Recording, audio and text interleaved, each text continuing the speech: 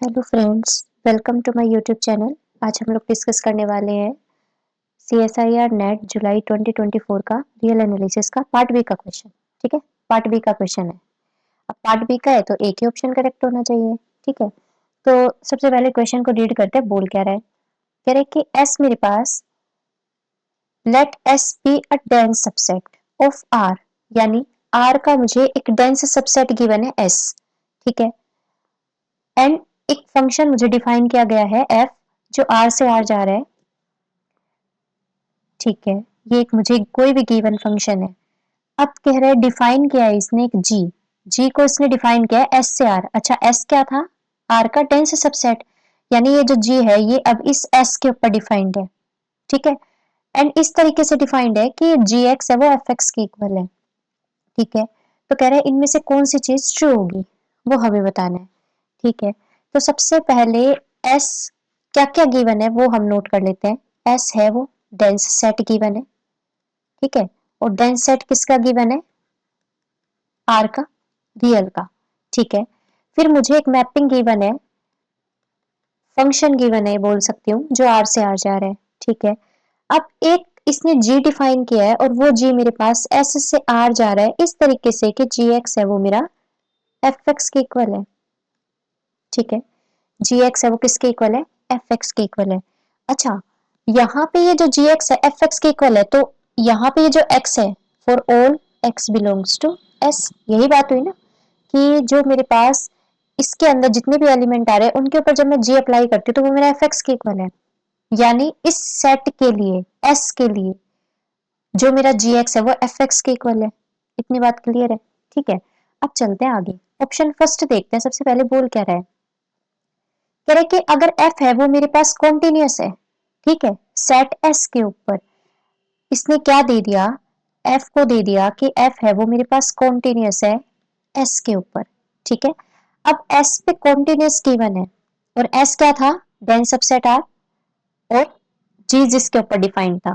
ठीक है, तो हमें बोल रहा है कि then f is continuous on R by S. कहने का मतलब कि आर में से अगर मैं एस को हटा दूं तो क्या एफ इसके ऊपर भी कॉन्टिन्यूअस रहेगा? ये हमें बताना है। अगर ऐसा है तो ट्रू, नहीं है तो गलत हो जाएगा। अगर एफ को मैं कॉन्टिन्यूअस लेकर चलती हूँ और एफ को अगर मैं आर बाय एस के अंदर कॉन्टिन्यूअस ना दिखाऊं तो ये स्टेटमेंट गलत हो जाएगी। तो उसके लिए हम क्या कर सकते हैं? डिस्कार्ड कर सकते हैं इस ऑप्शन को। ठीक है, अब डिस्कार्ड के लिए क्या कर सकते हैं? ये देखो, अगर मैं यहाँ पे कोई ऐसा मतलब फंक्शन चूज कर लूं कि मेरे पास वो क्या हो, एस सेट के ऊपर तो कॉन्टिन्यूअस हो, लेकिन जैसे ही उस एस सेट को मैं आर में से रिमूव करवाऊं तो उसके ऊपर वो कॉन्टिन्यूअस ना हो और जी एक्स एंड एफ एक्स दोनों इक्वल हो। तो मैं ऐसा देखो फंक्शन कैसे एज्यूम कर सकती हूँ। सबसे पहले मैं एक एफ एक्स बनाती हूँ। अब मुझे एस को ध्यान रखना है कि एस को मुझे कैसा लेना है? डेंस लेना है ना। अब मैं क्या करती हूँ कि एस को मैं ले लेती हूँ कि ये मेरे पास आर माइनस 0 1, ये सेट ले सकती हूँ, डेंस ही है। ठीक है, एस को मैंने ये सेट लिया और इस सेट के ऊपर ही मैंने जी एक्स डिफाइन किया। ठीक है, इस सेट के ऊपर ही मैंने जी एक्स डिफाइन किया। मैं मान लेती हूँ कि जो पूरा जी एक्स आ रहा है ना वो मेरे पास 0 आ रहा है for all x belongs to S. ठीक है, मतलब पूरे एस सेट के लिए जी एक्स 0 दे रहा है। तो यहाँ से अब एफ एक्स को मैं डिफाइन करती हूँ। सबसे पहले मैं एफ एक्स को लेकर चलना है कि एस के ऊपर कॉन्टिन्यूस है, यानी आर माइनस 0 1 के ऊपर तो कॉन्टिन्यूस है। ठीक है, लेकिन हमें शो करना है कि आर बाई एस के अंदर वो कॉन्टिन्यूस नहीं है। तो इसका मतलब मैं यहाँ और जी एक्स और एफ एक्स को भी इक्वल रखना पड़ेगा एस के लिए। तो मैं यहाँ से 0 लेती हूँ। अब 0 देखो कब लूंगी, क्योंकि जी एक्स भी 0 है, एफ एक्स भी 0 है। किसके लिए 0 होना चाहिए? एस के लिए। यानी जब मेरा एक्स किसके अंदर बिलोंग करेगा? एस के अंदर। ठीक है, उसके अलावा मैं इसको कोई भी कांस्टेंट ले लेती हूँ। जैसे मैंने 1 ले लिया, जब मेरा एक्स है वो एस के अंदर बिलोंग नहीं कर रहा। अब एस के अंदर बिलोंग नहीं कर रहा, इसका मतलब क्या होगा? या तो एक्स 0 एंड एक्स 1 हो, है ना। तो ये मैं ऐसा फंक्शन डिफाइन कर सकती हूँ। अब यहां से अगर मैं इसको देखूं तो ये मेरे पास क्या है? F x equals to g x for all x belongs to s। ये चीज क्लियर है? और ये है क्या? खुद 0 के इक्वल, है ना। इसका मतलब ये चीज तो मेरी स्टेटमेंट से कंफर्म हो गई, ठीक है। ये चीज मेरी ट्रू है, लेकर चल रहे हैं, तो ये चीज तो सेटिस्फाई कर गई स्टेटमेंट के according. F x equals to g x 0 के इक्वल हो गया, ठीक है। साथ में एफ एक्स है वो कॉन्टिन्यूस भी है। किस पे कॉन्टिन्यूस है? एस पे। दैट इज एस क्या था? R minus 0 1। यानी इस सेट के ऊपर भी कॉन्टिन्यूस है। इस एस के लिए क्या आ रहा है? हमेशा 0 आ रहा है, तो इसके ऊपर भी कॉन्टिन्यूस है वो, ठीक है। इन दोनों पॉइंट्स को अगर मैं आर में से रिमूव करवा देती हूँ तो हर के लिए वो 0 वैल्यू दे रहा है, इसका मतलब कॉन्टिन्यूस हो गया। लेकिन क्या एफ एक्स मेरे पास कॉन्टिन्यूस है आर बाई एस पे? कहने का मतलब आर बाई एस हुआ R minus S, and R minus S हुआ आर माइनस 0 1। तो ये मेरे पास 0 1 आ गया, यानी जो आर माइनस एस सेट आया वो क्या आया? 0 1 आया, ठीक है। तो ये जो 0 1 है, क्या इसके ऊपर कॉन्टिन्यूस है एफ? अब देखो, अगर मैं बात करूं यहाँ से, एफ एक्स को हमने डिफाइन क्या किया था? 0 जब एक्स मेरा एस के अंदर बिलोंग कर रहा था, और 1 जब एक्स मेरा या तो 0 था एंड 1 था, ये डिफाइन किया था, ठीक है।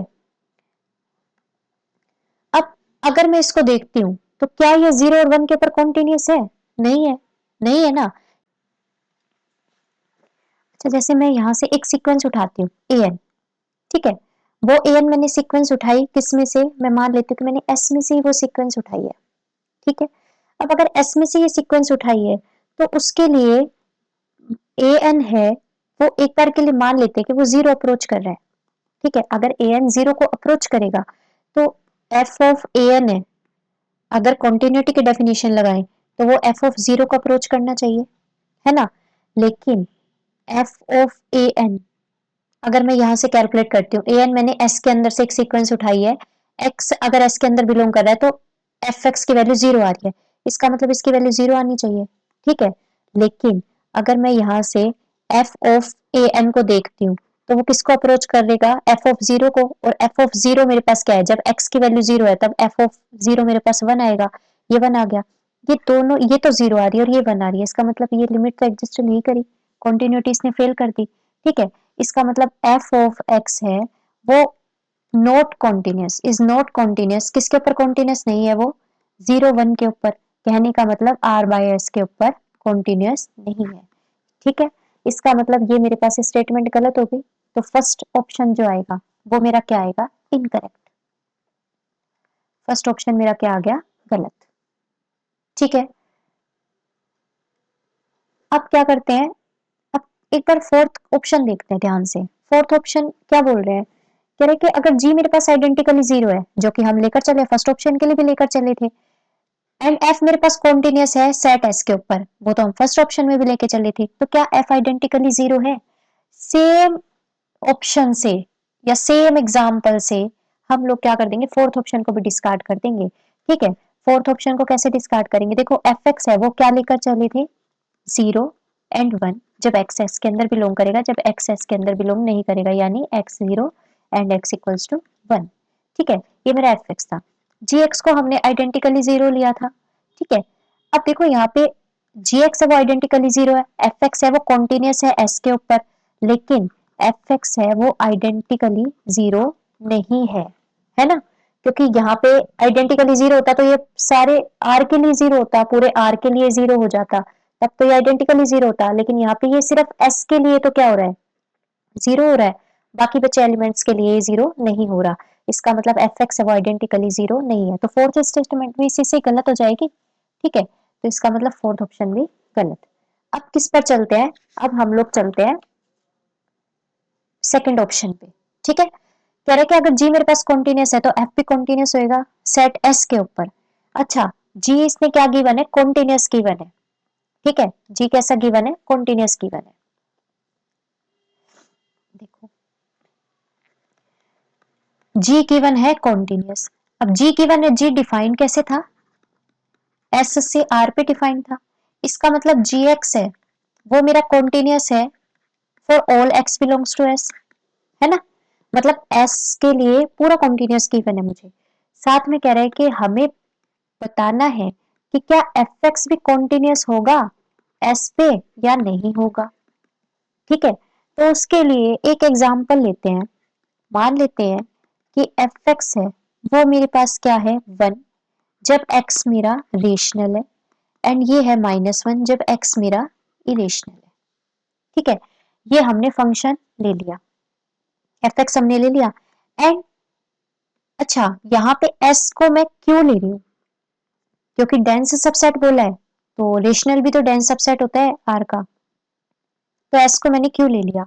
ठीक है, एंड जी एक्स को मैं यहां से क्या डिफाइन कर देती हूँ, अब क्योंकि जी है वो एस के ऊपर ही डिफाइन था, और जो एक्स है वो अगर क्यू के अंदर बिलोंग करे तो एफ एक्स 1 आ रहा है, इसका मतलब जी एक्स को मुझे 1 के इक्वल ही रखना पड़ेगा, क्योंकि तभी तो f x equals to g x होगा। ठीक है, तो ये चीज हमने कर दी। अब उसके बाद क्या करना है, देखो ये चीज डिफाइंड हो गई, एफ एक्स डिफाइंड हो गया, जी एक्स डिफाइंड हो गया, सेट एस हमने चूज कर ही लिया।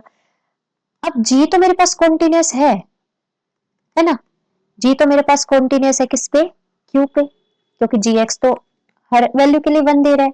ठीक है, लेकिन क्या मेरा एफ एक्स कॉन्टिन्यूस है, एफ एक्स तो कॉन्टिन्यूस नहीं है, किसके लिए, क्यू पे, एफ एक्स तो क्यू पे ऊपर कॉन्टिन्यूस ही नहीं है। ठीक है, ये फंक्शन कभी भी कॉन्टिन्यूस नहीं होता है, तो इसका मतलब ये क्या हुआ, एफ एक्स है वो मेरे पास क्यू के ऊपर कॉन्टिन्यूस नहीं आया, नो वेयर कॉन्टिन्यूस है ये।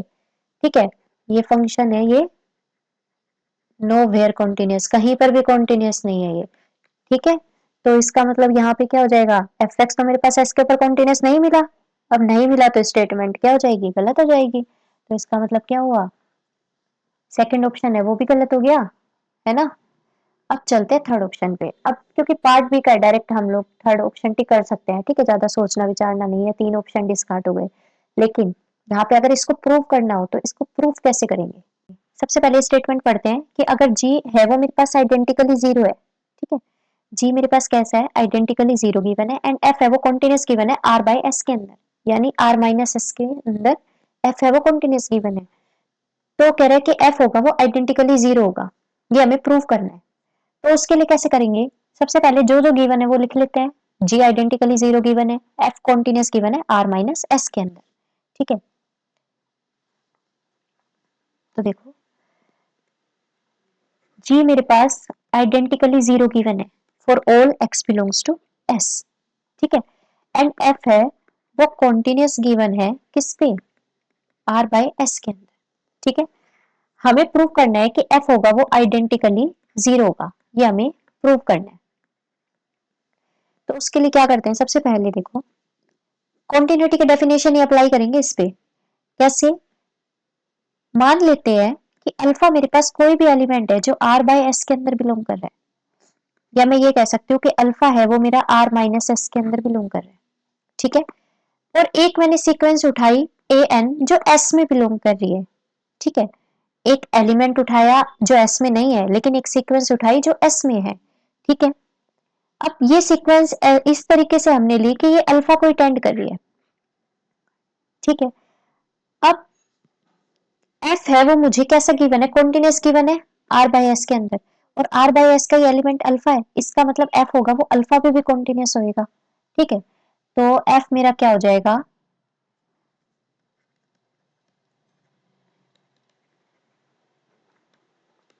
अल्फा पे कॉन्टिन्यूस। ठीक है, तो अगर कॉन्टिन्यूटी के डेफिनेशन अप्लाई करें तो एफ ऑफ ए एन है वो मेरा किसको टेंड करना चाहिए, एफ ऑफ अल्फा को टेंड करना चाहिए। ठीक है, जी मुझे आइडेंटिकली जीरो गिवन है for all x belongs to S, तो एफ ऑफ ए एन, अब क्योंकि जो सीक्वेंस में लेकर चल रही हूँ ए एन, वो किसकी लेकर चली हूँ, एस की लेकर चली हूँ, और एस के लिए जितने भी, क्योंकि एफ एक्स और जी एक्स भी तो इक्वल गिवन थे स्टेटमेंट में, for all x belongs to S, तो इसका मतलब जितने भी एस के अंदर एलिमेंट आ रहे हैं उनके लिए एफ एक्स को भी जीरो होना पड़ेगा, क्योंकि जी एक्स के इक्वल है वो, तो इसका मतलब एफ ऑफ ए एन भी क्या होना पड़ेगा, जीरो होना पड़ेगा। ठीक है, f of a n zero हो गया, अब एफ ऑफ ए एन है वो एफ ऑफ अल्फा को टेंड करी थी, इसका मतलब एफ ऑफ अल्फा भी जीरो हो गया। ठीक है, और अल्फा किसका एलिमेंट था, आर बाई एस का एलिमेंट था, और ये आर्बिट्रेरी एलिमेंट हमने उठाया था। ठीक है, रैंडम एलिमेंट उठाया था ये, तो मैं यहां से बोल सकती हूँ कि for every element in R by S fx is identically zero, है ना, ऐसा बोल सकती हूँ। इसका मतलब क्या हुआ, R by S के अंदर भी जितने एलिमेंट आ रहे हैं उनके लिए fx भी जीरो दे रहा है, और S के अंदर भी जो एलिमेंट आ रहे थे उनके लिए भी fx जीरो ही तो था, है ना। ऊपर ये लेकर चले हैं देखो, क्योंकि यहाँ पे g मेरा आइडेंटिकली जीरो था और fx एंड gx क्या थे, इक्वल थे। तो s के लिए, s के अंदर जितने भी एलिमेंट्स आ रहे हैं उनके लिए fx भी जीरो ही था, ठीक है। तो s के, s सेट के एलिमेंट्स के लिए भी fx जीरो हो गया, और r माइनस s के सेट के अंदर आने वाले जितने भी एलिमेंट है उनके लिए भी fx जीरो हो गया। तो जब दोनों के लिए जीरो हो गया, एक तो क्या हो गया s के लिए एंड r बाय s के अंदर, इसके अंदर भी fx जीरो आ रहा है, इसके अंदर भी fx जीरो आ रहा है, इसका मतलब दोनों के अंदर जीरो आ गया तो पूरे यूनियन के अंदर जीरो आ जाएगा, ठीक है। इसका मतलब पूरे r के अंदर जीरो आ जाएगा। तो fx मेरे पास क्या हो गया, identically zero for all x belongs to r, ठीक है। तो यहां से इसका प्रूफ इस तरीके से कर सकते हैं। बाकी अगर तीन ऑप्शंस डिस्कार्ड कर दिए तो थर्ड ऑप्शन वैसे ही करेक्ट हो जाना है, ठीक है। लेकिन फिर भी इसका प्रूफ मैंने आपको करके दिखाया कि आप इसको, इसका जो प्रूफ है वो कॉन्टिन्यूटी की डेफिनेशन के अकॉर्डिंग कर सकते हैं, ठीक है। मतलब सीक्वेंस ले सकते हैं, जो सीक्वेंशियल डेफिनेशन होती है ना कॉन्टिन्यूटी की, वो यूज करके हमने इसको प्रूव किया है, ठीक है। तो इस तरीके से थर्ड ऑप्शन करेक्ट आ जाएगा, बाकी के तीन गलत हो जाएंगे। आई होप आपको अच्छे से समझ में आया होगा। Thank you very much.